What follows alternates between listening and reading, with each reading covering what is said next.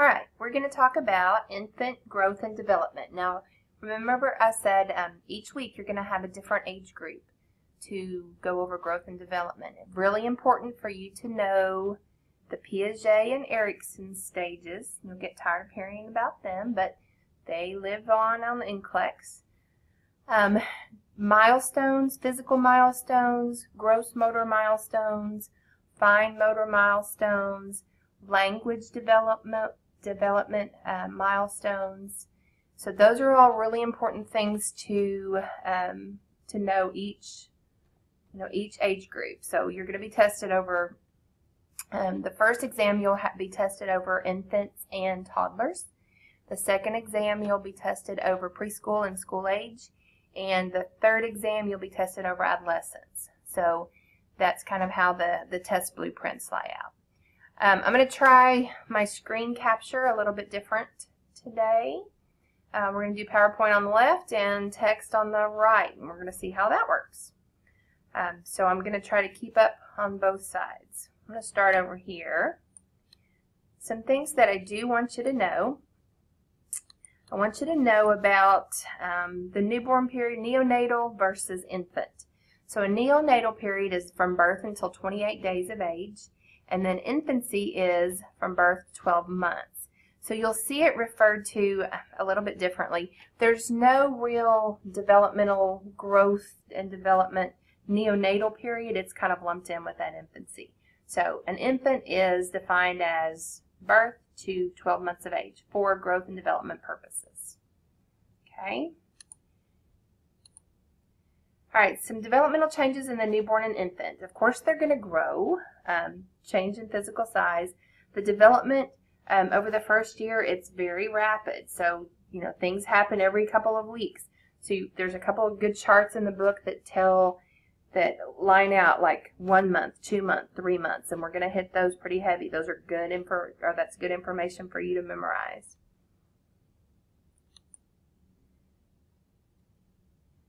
All right, so we are, as a nurse, we're responsible for assessing growth and development.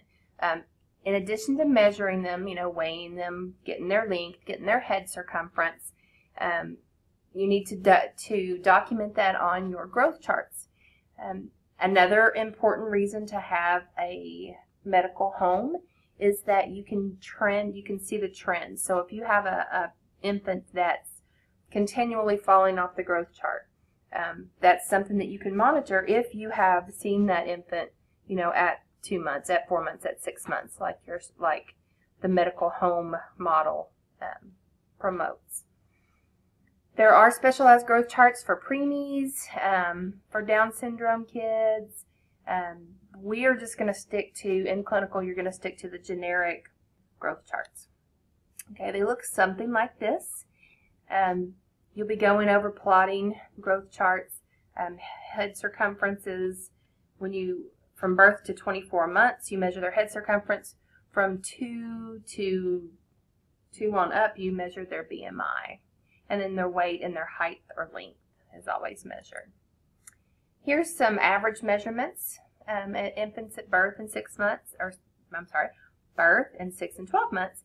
Now, this is average, okay?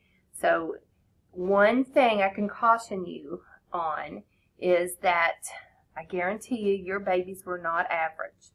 They either were excelling at everything at 4 months, or they were bigger than 95th percentile on the growth chart. Don't base your, let me see, I'm trying to put this nicely. It's not what your baby did, okay? These are averages. These are kind of standard across the board developmental milestones, growth milestones. So yours may have been ahead of the curve. Yours may have been behind the curve. Don't get discouraged or excited, okay? Just focus on the content and what the national norms are, okay? All right, developmental milestones. Now, each one of your patients you take care of in clinical, you're going to be doing kind of a developmental assessment to making sure that they're meeting their milestones, the norms for whatever age group they're in. One of the big things or one of the big screening tests that was very popular was the Denver 2 developmental screening test. And we used to have students do this test in clinical. We don't anymore because the majority of our time with clinical is spent in the hospital setting. Kids are sick. You don't really get their full developmental potential if they're hospitalized. So we took that out of the course. However, I'm going to try to find some YouTube videos of the actual developmental screening test and put them up. That may kind of help you see what they assess on that tool. All right, so let's continue on down here.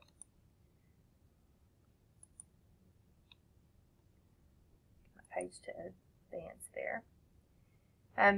In the text, it talks about the height, head circumference, and weight. It also talks about organ system maturation. I'm not going to go through each system, but do hit the high points of, you know, what the neurologic system, what the cardiovascular system, how that kind of matures in the infancy stage. One thing I do want you to focus on, however, are the reflexes. Okay, here are your newborn primitive reflexes. There's a great chart. I think it's table 3.1. Get over here and find it. There it is. Talks about what they look like when they appear and when they disappear.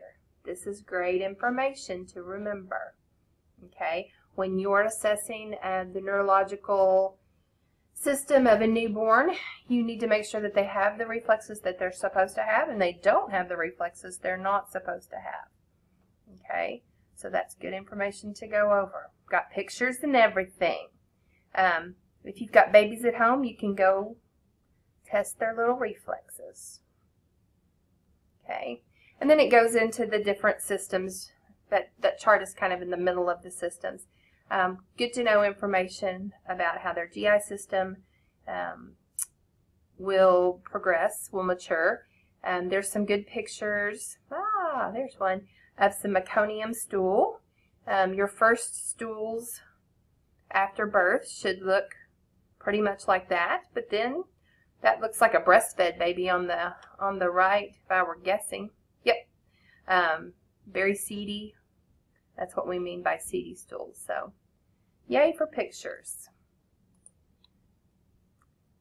All right, the next couple of slides go over each one of the systems, so I'm going to let you read through those. All right, let's talk about developmental theories. Catch up in the book here. Erikson and Piaget. Now, it lists Freud too. We don't really talk much about Freud. He was a little strange. So I focus more on Erikson and Piaget. Erikson Stage for infants, trust versus mistrust. That's a true infant stage, birth to 1 year. Now the Piaget stage actually spans 2 age groups. It spans the infancy and the toddlers.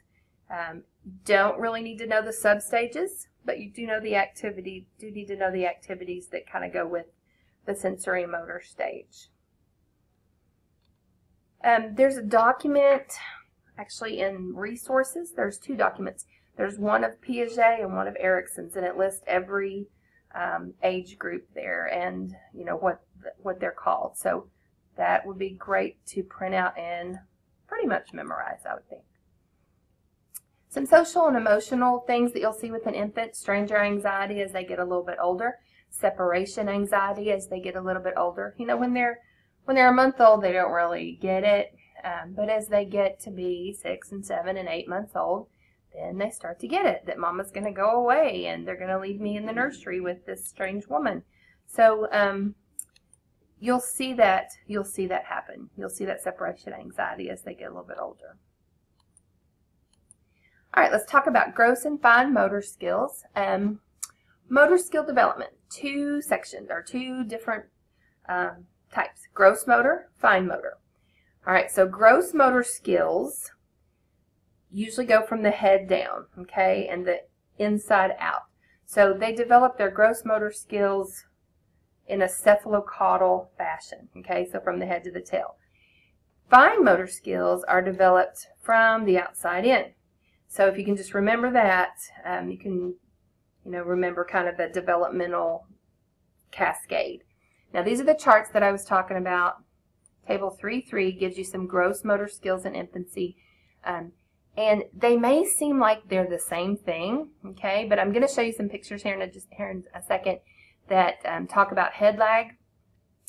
Head lag is something that we kind of measure, just the neck strength, and it's a good developmental milestone to look. But they may, at 3 months, raise his head to a 45 degrees in prone. 4 months, lifts head and looks around.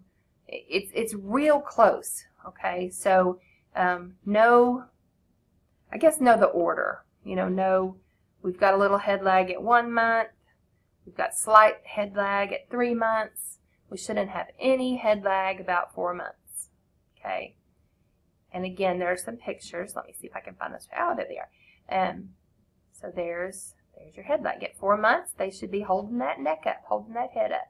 Now their heads are pretty much the biggest part of their body, so that's no small feat right there, holding that head up. Okay. If you notice, say you've got a 6-month-old and you're doing an assessment on your 6-month-old, and they can't hold their head up, they have significant head lag, that's a red flag. Okay, that's why it's very important that you know your milestones and you know what they should and shouldn't be doing at certain ages. All right, and here's just the same chart it's kind of a short version of the chart. Fine motor skills are a little bit slower to develop in infancy. Usually you get the best fine motor maturation in the toddler stage. Okay, oops. Didn't really talk much about fine motor skills. They should be able to kind of pincer grasp, okay, feed themselves, pick up things about 12 months.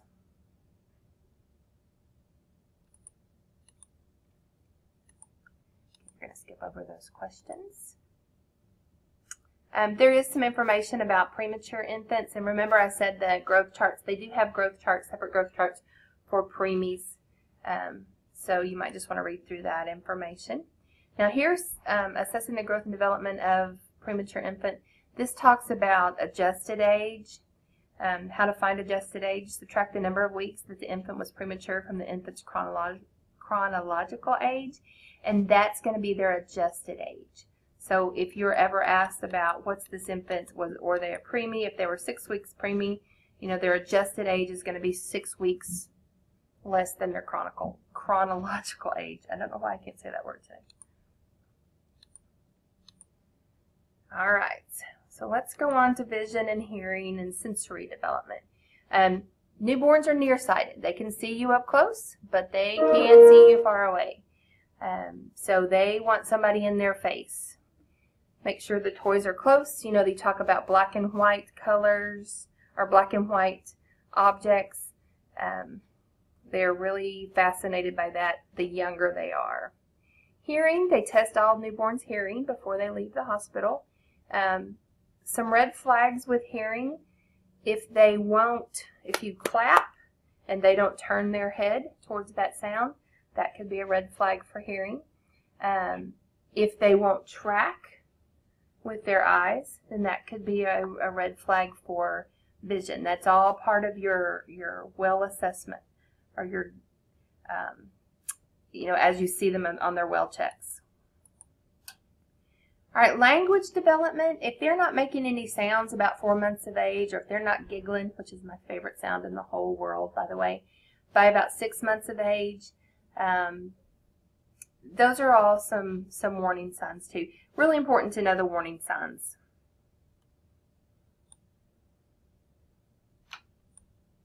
And the take notes sections over here in the text, they kind of highlight some of those too. All right, I love this. Development of locomotion. That just means they're not sitting still anymore, guys. So it talks about at 4 months, they'll push their belly up. At 8 months, they should be crawling with that belly off the ground. Pulling to stand up about 10 or 11 months. By about 12 months, Most kids, that's kind of the average age that they're walking. My daughter walked about 10.5 months, and my son walked about, he was probably 13 or 14 months. So they vary, but the average is about 12 months.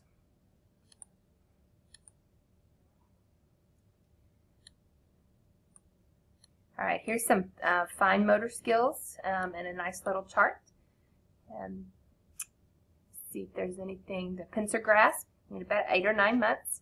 They can do the pincer grasp, and then they should be able to feed themselves, pick up objects. Now, they're not going to pick them up like they hold a pencil, pick them up. They're going to pick them up with their whole hand. So that's a good little chart to memorize.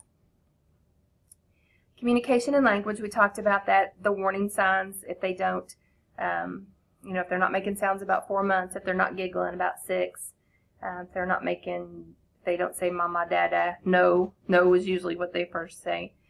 By about 12 months, then those are all red flags to look out for. We talked already about separation anxiety and stranger anxiety. Cultural influences. Read through this section. I think we addressed a lot of that in the philosophy and roles section module. Here's the good old nursing process as related to infants' growth and development. All right, play, toys. Each one of these age groups is going to have a specific, well, not kind of a general toy. What toys are best for this age group. And also you're going to see different types of play. Therapeutic play, we hit on that in one of these topics. I can't remember which one it is. The content has therapeutic play. Infants are solitary players. They play by themselves. Toddlers, you see some parallel play. We'll talk about that when we get to toddlers. Parallel play, group play, there's all kinds of different therapeutic plays. But infants, remember, solitary play. Mobiles are good. Books, make sure that parents know that reading to their children is very good. Things that are going to promote that fine motor skill, and those are all good as well. Be careful with smaller objects. Of course, you don't want to introduce any choking hazards.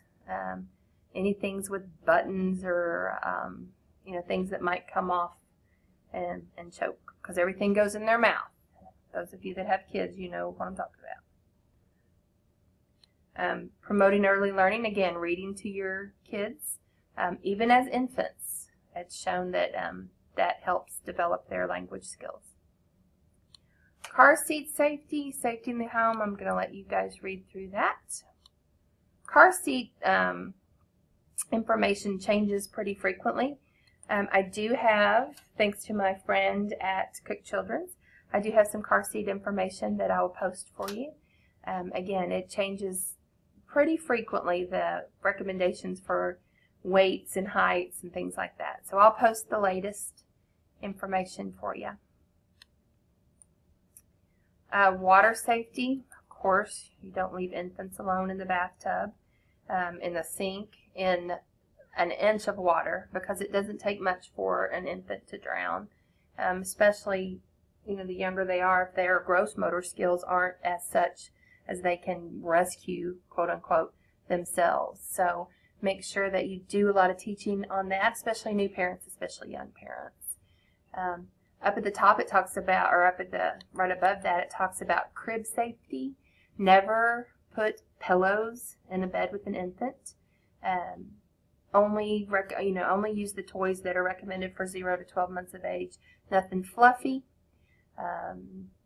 Avoid any kind of stuffed animals or pillows, like I said, in the crib, because SIDS is it's one of the 3 leading causes of death in the infant stage. So there you go. Of course, keep plastic bags away from infants. That should be a no-brainer. All right, let's talk a little bit about nutrition. You're going to get all kinds of information about breastfeeding in your OB course. They do a great job on that. But just know that that's one of your essential skills too. If you can find a breastfeeding mom and kind of tag with her and do some teaching. There's information in the text about that too. Benefits of breastfeeding. Again, you'll get this in OB, but it's nice to go into OB knowing a little bit about it. There are some exceptions to recommended breastfeeding on the left. Of course, maternal HIV infection, TB, if there's any drugs on board, mom. There's a few prescription medications that might contraindicate breastfeeding, and then infants with galactosemia. There's a lot of information about breastfeeding technique, how to hold the baby, so I'll let you guys read through that. There's also some teaching tips if mom's breastfeeding and she has sore nipples or the baby's not sucking well. There's a lot of teaching. Remember I said this is a very teaching heavy course, so there's some teaching points that you can use with mom. All right, bottle feeding. Some more breastfeeding benefits.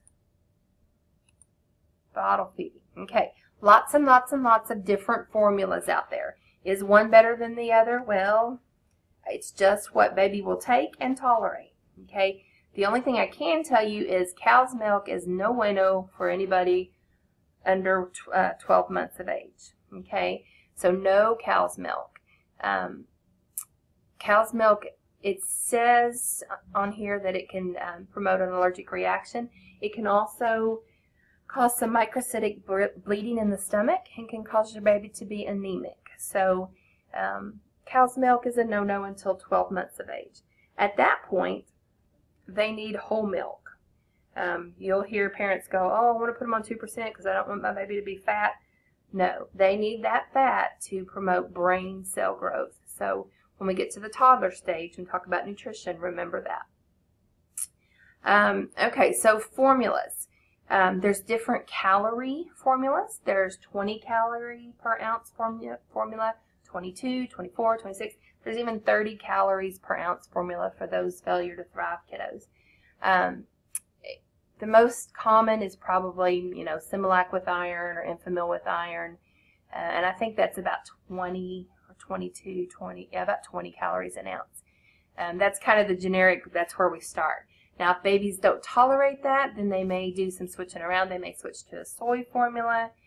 They may switch to Progestamil is like a pre-digested formula. It's what they give kiddos with CF that have trouble with digestion. It smells absolutely horrible, especially when they spit it up. So there you go. If you ever have a Progestamil baby, you will know what I'm talking about. Iron. Okay, so all of the formulas are iron fortified. Just know that the infant gets rid of mom's iron stores by 4 to 6 months of age. Okay, so iron fortified formulas have to be used. If baby is breastfeeding, then you need to do an iron supplement. Okay, so remember that little tidbit right there. Iron stores, prenatal iron stores are depleted by 4 to 6 months of age. Okay, now the downside of iron is it can constipate babies. So just know that if your baby comes in and mom says, oh, they have hard stools or we haven't had a bowel movement in 3 or 4 days, ask about the formula. If it's got iron in it, constipation could be an issue. All right, so once we get established on our formula, then we want to feed babies food. Okay, so progressing to solid foods. Usually about 4 to 6 months of age is when we want to introduce new foods. And when you're introducing new foods, okay, one food, wait 3 or 4 days, introduce a different food, okay.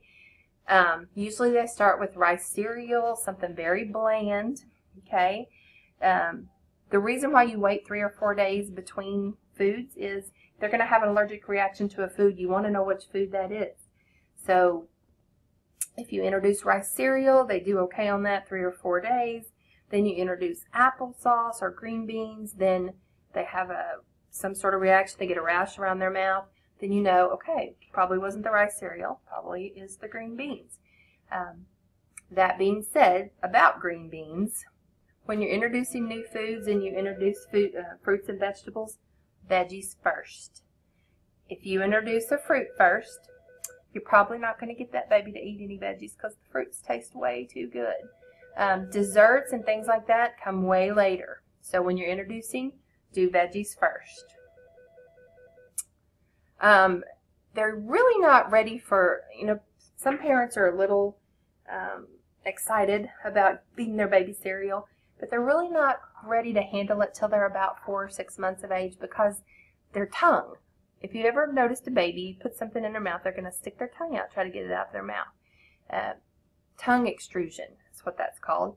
So they're going to push that food right out of their mouth, so you want to wait till they can handle that, and then they'll be able to take their food a little bit better. If that makes sense. And there are some things to avoid in infancy. Honey is one. Eggs, egg yolks, anything that causes choking. Don't feed your 2-month-old any popcorn. Okay.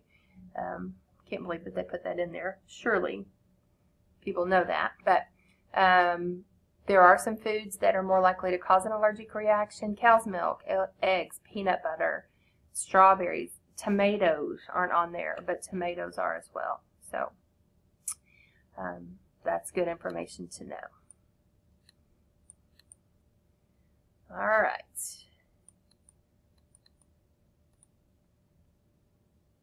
Again, with some cultural influences. Some common developmental concerns in infancy. Colic.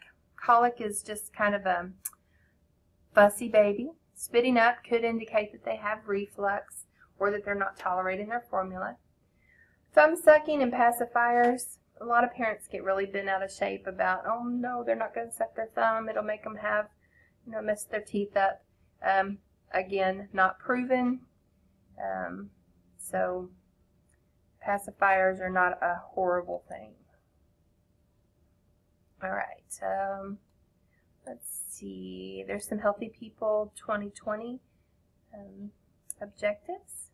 Healthy teeth and gums. They should have their first visit to the dentist by age 1 year. You can brush, quote unquote, their teeth. You can just use a little washcloth and put your fingers in it and just kind of rub their teeth off. Don't put them to bed with a bottle because that milk or juice, the sugars in that can just sit on their teeth and cause, I've seen kids as young as, less than a year have cavities in their baby teeth. So make sure that you don't, or that you teach parents not to do that. All right, colic, spitting up, thumb sucking, there's some information on that. And here is a great evidence-based little study that talks about pacifier use. So you might want to read through that. Teething. All right, teething. So teething can cause fussy babies. It can also cause a little bit of fever.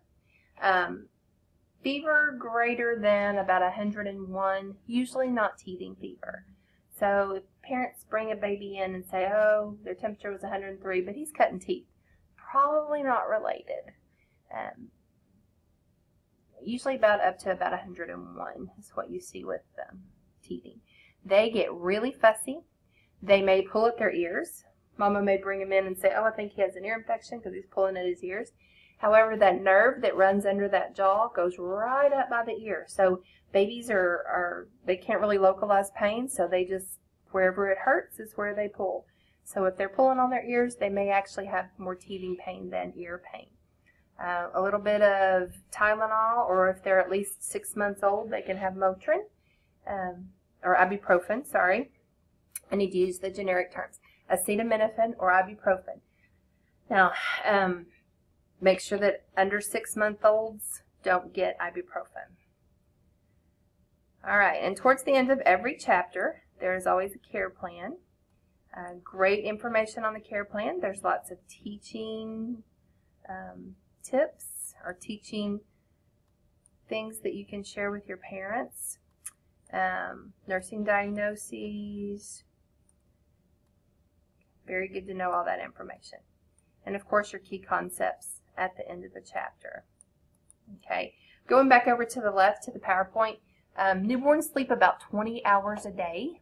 They only wake up pretty much to eat when they're first born. By 3 or 4 months, they're napping a couple times a day, but they're only sleeping, or they're still sleeping about 7 to 8 hours. 12 months, they cut down their naps, but they sleep longer at night. Make sure that you're teaching your parents back to sleep. Decreases the risk of SIDS. Bedtime routine, about 1 year. It says about 4 months. Usually about 1 year they can understand a bedtime routine. At 4 months, it's just going to be kind of a habit type thing. But at 12 months, 12 to 15 months, you know, they know it's time for bed. So bedtime routines usually work a little bit better at that age group. All right, infants are fun. They develop very quickly. So make sure you know your milestones. Make sure you know when to look for what. Make sure you know what your normals are. Go through the chapter worksheet. There's a lot of good information on there. And I guess that's about it. Thank you.